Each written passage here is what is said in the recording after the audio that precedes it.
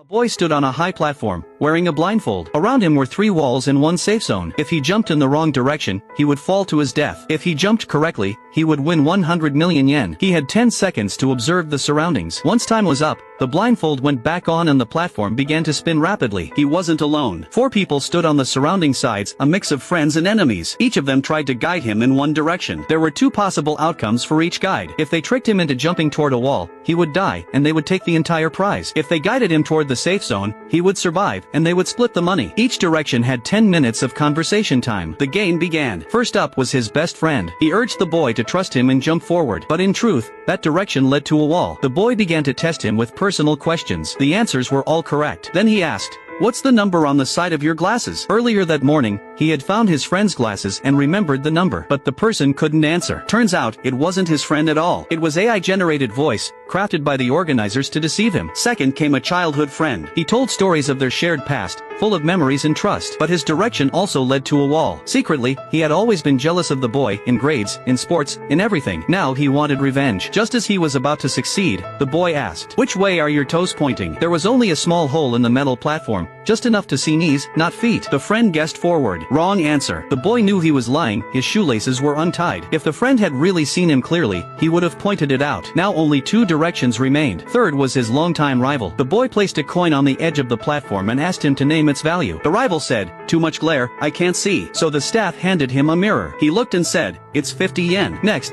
the boy placed another coin on the opposite side, where the host stood. She claimed she was nearsighted and didn't bring her glasses, but insisted it was the safe zone. The boy became uncertain. He needed more proof. So he placed 2 coins this time and asked the rival again. The rival answered instantly. That raised suspicion. Why could he answer so fast now when he couldn't before? Then the boy placed a coin at a tilted angle, where only someone looking from above could see the front. From across the platform, it was impossible. The host immediately realized it was a trap, but it was too late to warn him. Time was up. The boy didn't hesitate. He jumped and landed safely in the only true safe zone.